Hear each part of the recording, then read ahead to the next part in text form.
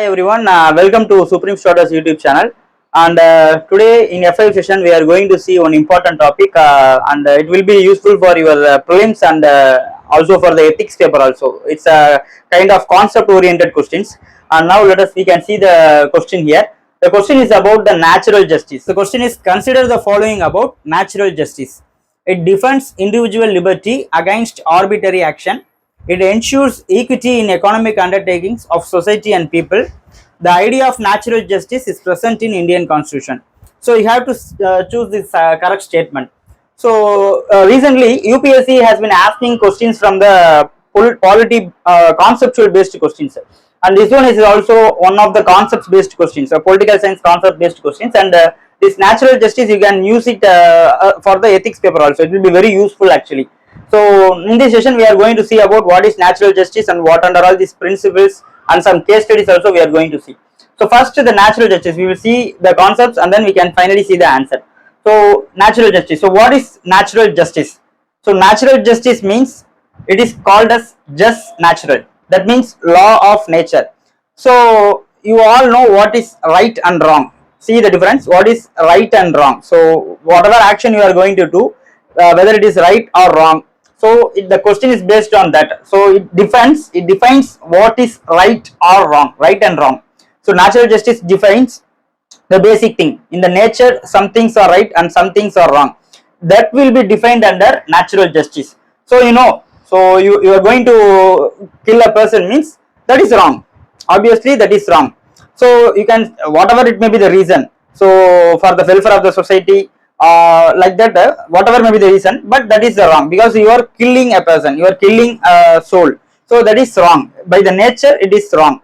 So that is called as so that type of things are called as natural justice. So what is right and wrong, it is determined under the natural justice.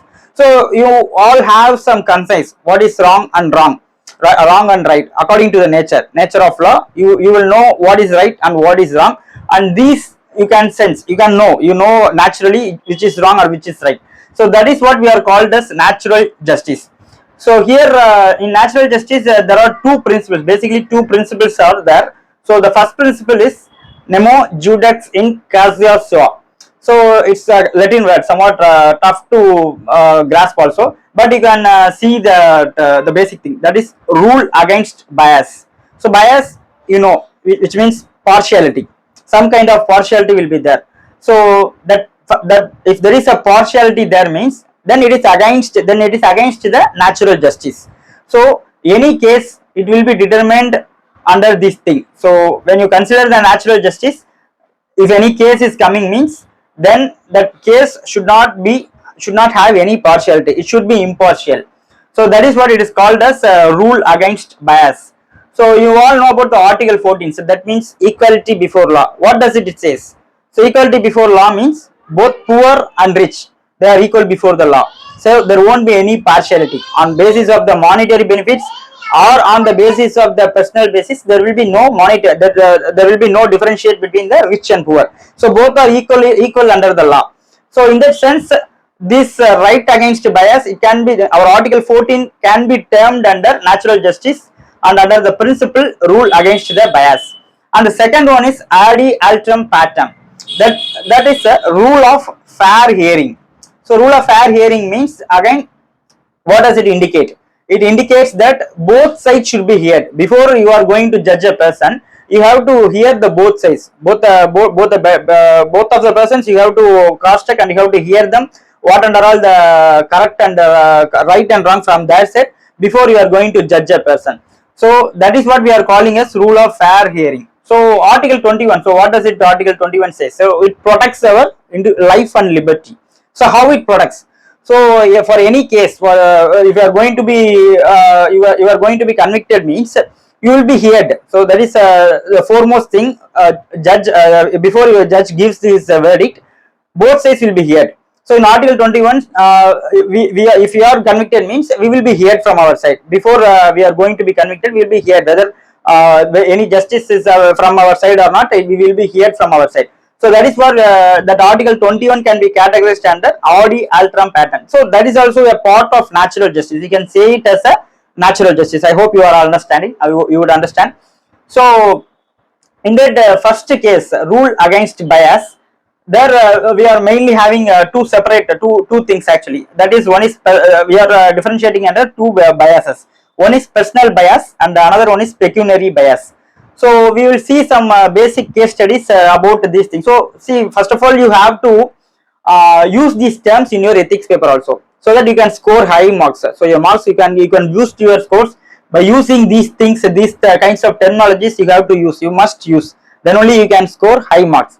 So in personal bias, what does it mean? That means no one can be a judge for his own case. So that is called as personal bias.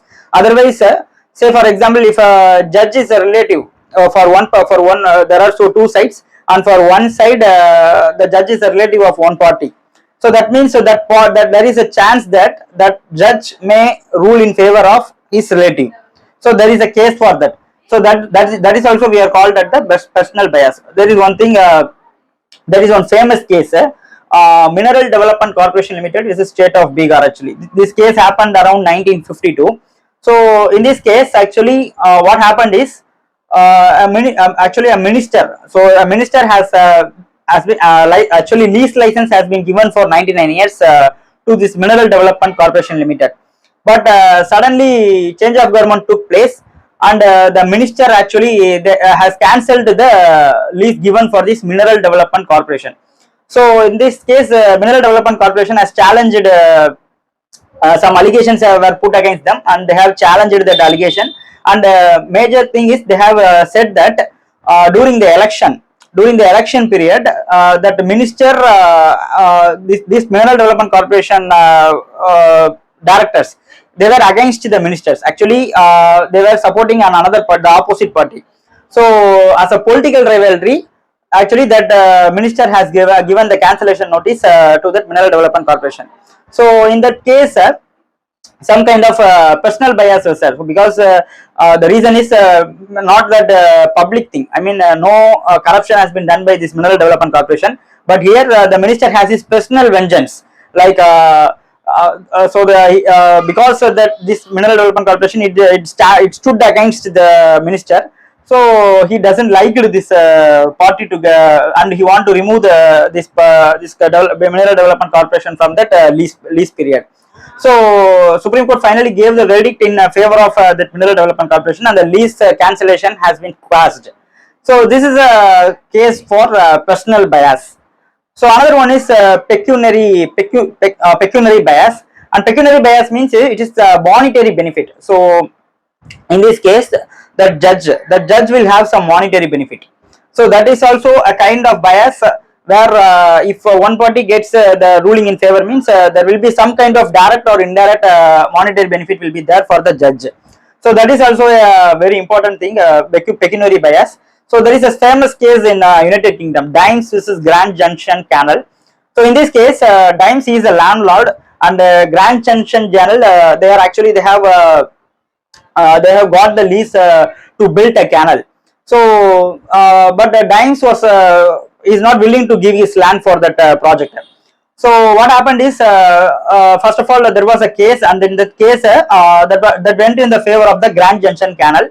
So after going through the case, they found that judge who gave that ruling in favor of Grand Junction Canal is also a chairman of this one of the chairman of this board. I mean that company who is going to build the canal, he is one of the chairman in that company. So obviously there is some kind of a personal motive is behind, because if the project fructifies, means that chairman will get that monetary benefit. So he ruled in favor of Grand Junction Canal, and it can be categorized as one of the pecuniary bias. So then that United Kingdom, that the House of I think that House of Lords, I think they gave ruling in favor of Dimes. So because there is a bias involved in the case, and they have ruled in favor of the Dimes. It's one of the famous cases, and in these cases you can quote and you can go for search for other cases also, because it's very important thing. Justice is one of the important topics, and for political science PSI or optional guys also, they can use this natural justice and you can learn this natural justice also. So in the second, I think hope you are very clear on what is bias, personal bias and pecuniary bias. It comes under rule against bias. Rule against bias means some kind of bias was there, and it is against that natural justice. So that final verdict, it will be a rule against that bias. So next one is Adi Altram pattern. So Adi Altram pattern, there is a famous case, Maneka Gandhi versus Union of India. Actually, Union of India at that time, the government has confiscated the passport of Maneka Gandhi. So without hearing Maneka Gandhi, her passport has been confiscated, because that is also kind of political rivalry was there, and her passport was confiscated. So in that case, Supreme Court gave verdict that because it's a passport confiscation means it is against the personal liberty. So it is against that Article 21. So Supreme Court has quashed the order and said that Maneka Gandhi should be given a chance, and she should be heard before getting before her passport before her passport got confiscated. So in that it is also in this case also Union of India has arbitrarily enforced, has acted arbitrarily. So that is against the Adi Altram pattern. So Adi Altram pattern. See this pattern, especially this one Adi Altram pattern, you just note it down and you just mug it up, because it can be used in so many topics. So most of the times we got editorials regarding our privacy right to, Article 21 will get most of the laws, arbitrary laws, that will be challenged with respect to Article 21 only. And this pattern, this terms, if you use means it will be very good for you to score. It will be very useful for you to score the good marks. So this is one case, Adi Altram pattern, and this is one of the cases. And why I have taken this question is, recently RBI, recently Supreme Court has has given some direction and has given some verdict. Actually, RBI frauds classification and reporting.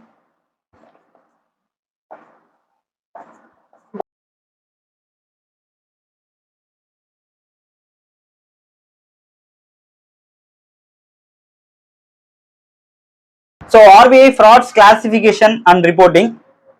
Under this reporting, commercial banks, what they can do is they can classify a borrower as a fraud. Some willful defaulters will be there. So they would have taken loan from the banks and voluntarily, deliberately they would have used for money laundering, and they won't repay. So they are called as willful. They have the means to repay the loan, but they won't repay the loan. So they will be called as willful defaulters, and they are actually they may be involved in the fraudulent activities. So commercial banks, what can they do is they can report a borrower under RBI fraud classification reporting as fraud. So previously what happened is, commercial banks, they can at the discretion they can classify a borrower as a fraud under this RBI fraud classification and reporting. But Supreme Court has given its verdict that they should not be classified as fraud unless they are heard. So they should be heard. That borrowers should be heard before they are termed as fraud. They should be given a fair chance. They should be given a chance to be heard. So that is what they have said. So they have quashed the commercial bank's discretionary power. So under it is again what the Supreme Court has given the verdict is, this fraud classification, it is against the principle of natural justice, especially this Adi Altram pattern. So based on this verdict only, I have taken this natural justice question.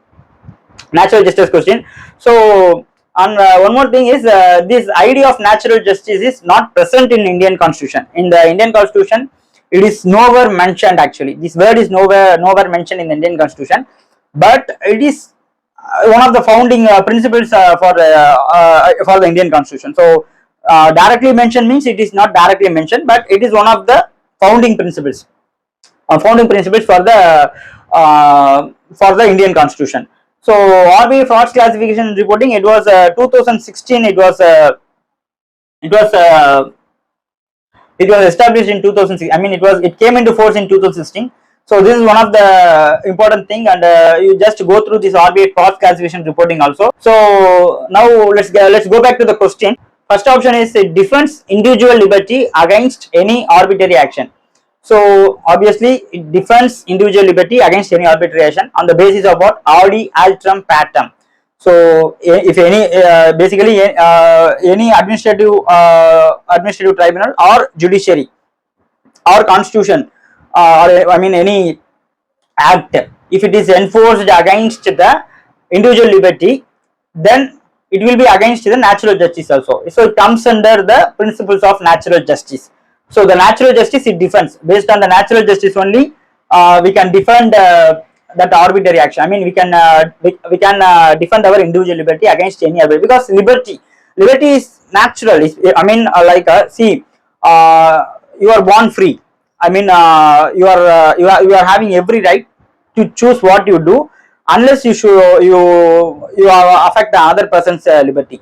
So you are free, to have, and you are free to do anything, but it should not affect the liberty of another person. So that is called as the natural justice. That's one of the essence of the natural justice.